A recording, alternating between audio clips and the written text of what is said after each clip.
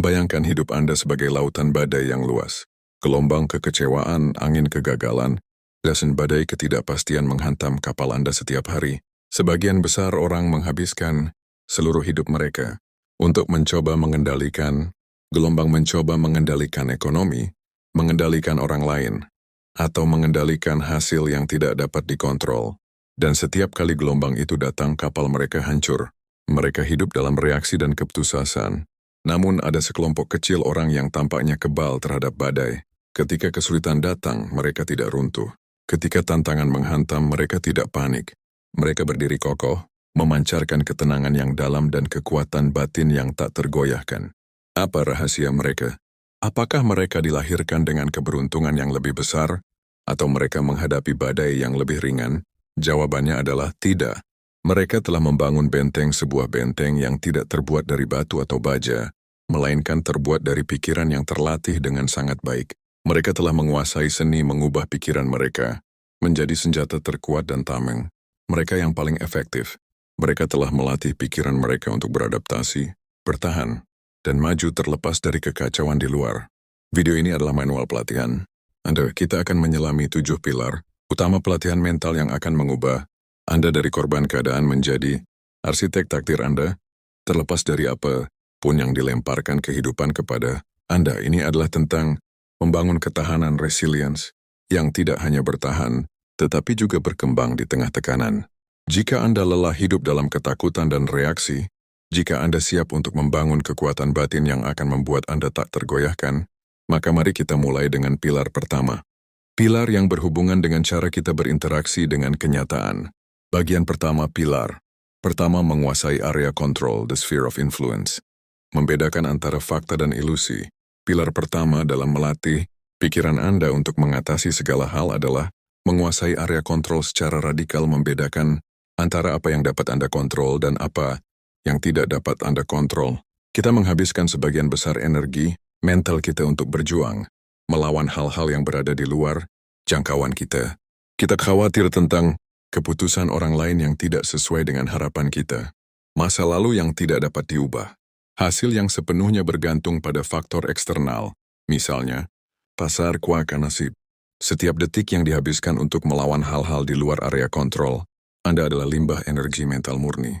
Limbah ini menciptakan kecemasan, frustrasi, dan perasaan tidak berdaya yang melumpuhkan Anda. Pikiran yang terlatih fokus secara eksklusif pada area pengaruh mereka. Pertama, pikiran dan penilaian Anda sendiri tentang suatu peristiwa. Kedua, tindakan dan upaya yang Anda lakukan sebagai respons terhadap suatu peristiwa. Ketiga, penerapan Anda untuk skenario yang mungkin terjadi. Ini adalah lensa stoik filosofi yang mengajarkan bahwa kekuatan terbesar manusia terletak pada kemampuan untuk memilih respons terhadap apapun yang terjadi. Latihan kecil ini adalah, ketika Anda merasa cemas, tanyakan pada diri Anda, bisakah saya melakukan tindakan fisik atau mental saat ini untuk mengubah hal ini? Jika jawabannya tidak, Anda harus segera melepaskan dan mengarahkan kembali energi Anda pada hal yang dapat Anda lakukan. Prinsip ini mengajarkan, ketenangan batin adalah hasil dari fokus yang tajam pada upaya, bukan pada hasil. Jangan biarkan ego Anda meyakinkan Anda bahwa Anda dapat mengendalikan alam semesta. Bagian kedua, pilar kedua, menerima kenyataan. Apa adanya, the radical acceptance. Menghilangkan seharusnya dari kosakata Anda. Pilar kedua adalah menerima kenyataan apa adanya, tanpa drama, perlawanan, atau penolakan. Ini adalah praktik penerimaan radikal, radical acceptance. Pikiran yang tidak terlatih selalu melawan kenyataan.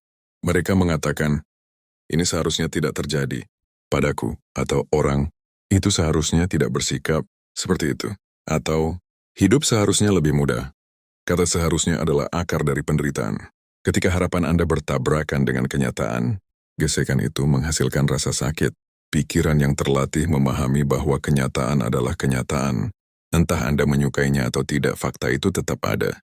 Energi yang Anda gunakan untuk menolak kenyataan, berupa keluhan, amarah, atau self-pity, adalah energi yang dapat Anda gunakan untuk memperbaiki atau mengatasi kenyataan itu. Penerimaan radikal bukan berarti menyerah atau pasif. Penerimaan berarti, saya mengakui bahwa situasi ini ada, dan saya tidak membuang energi untuk berharap sebaliknya. Setelah penerimaan, Barulah Anda dapat bertanya, oke, karena ini yang terjadi, apa tindakan terbaik yang bisa saya ambil dari sini? Perhatikan baik-baik, penerimaan datang sebelum perbaikan. Anda harus menerima titik awal Anda sebelum Anda dapat merencanakan tujuan Anda. Latihan kecil ini adalah, ketika sesuatu yang buruk terjadi, paksa diri Anda untuk mengatakan 2 kalimat.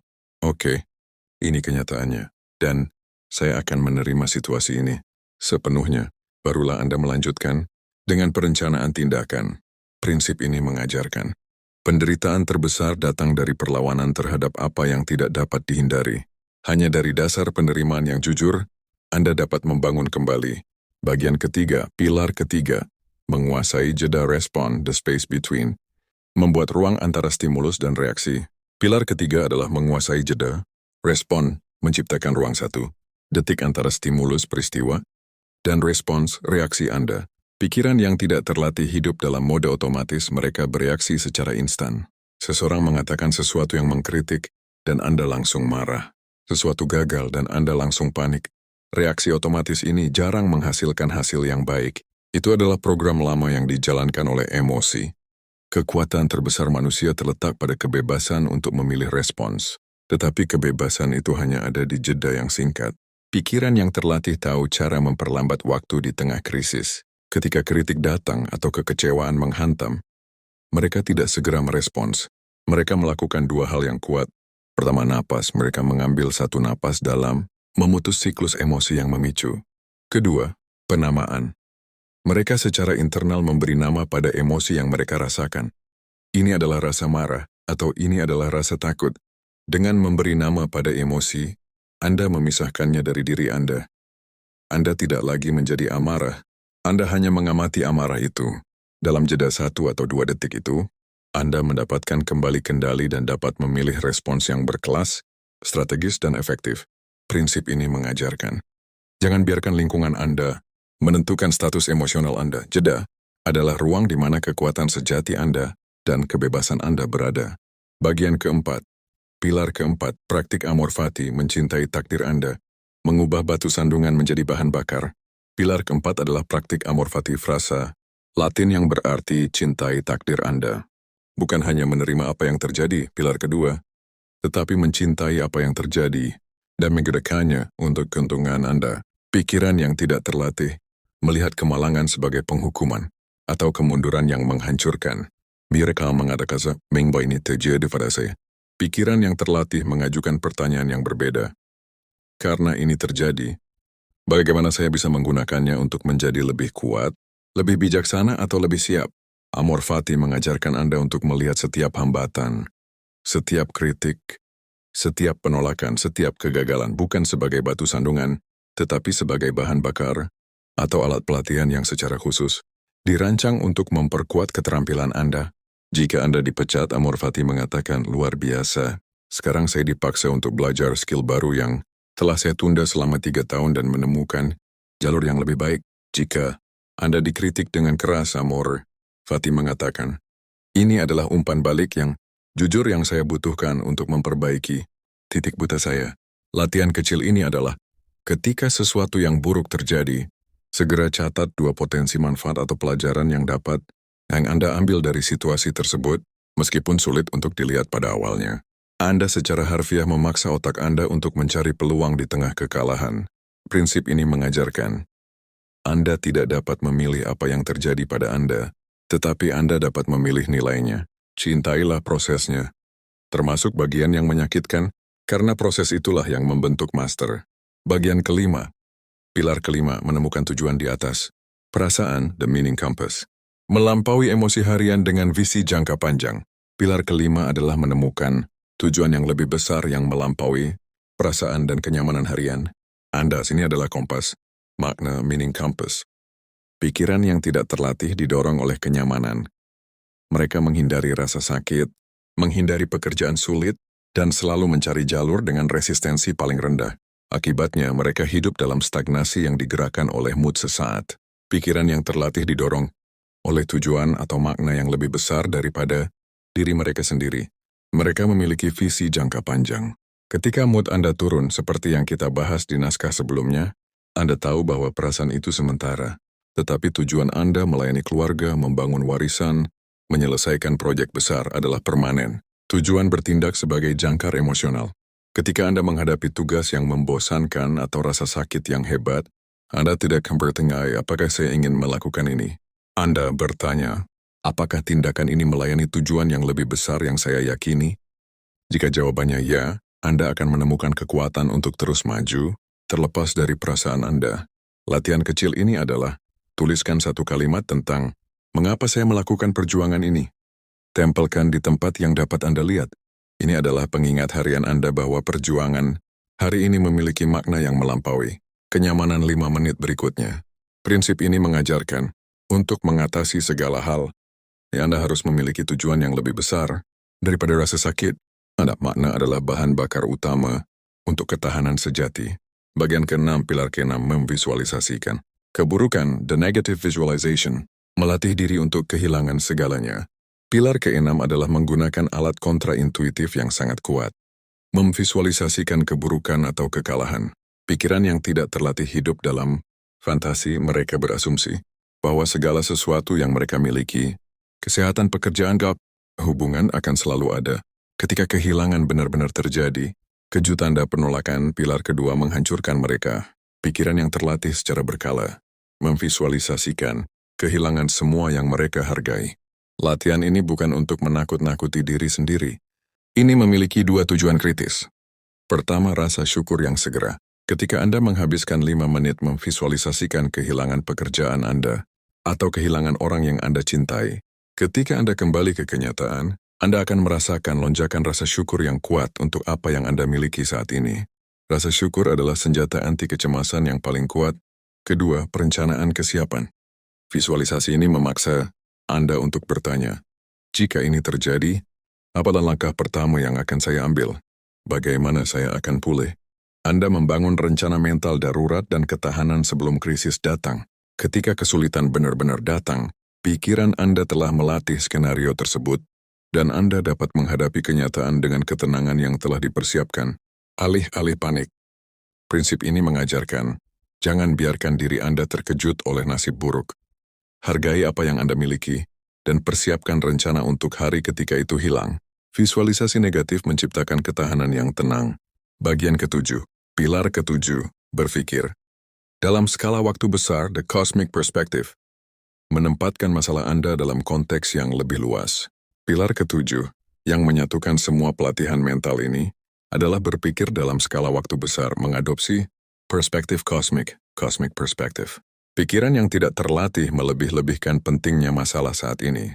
Kegagalan kecil di tempat kerja terasa seperti akhir dunia. Kritik tunggal terasa seperti penghancuran total. Ini adalah egoisme perspektif, berpikir bahwa masalah Anda adalah yang paling penting di alam semesta. Pikiran yang terlatih secara sadar menarik diri dari krisis saat ini dan melihatnya dalam konteks yang lebih besar, jangka panjang. Apakah masalah ini akan penting dalam 5 tahun? Dalam 10 tahun? Skala manusia. Di antara 7 miliar orang di bumi, apakah masalah saya ini unik atau tak tertahankan? Skala kosmik. Mengingat bahwa Anda adalah debu bintang di planet kecil, berapa pentingnya email yang hilang itu? Perspektif ini tidak meremehkan rasa sakit Anda.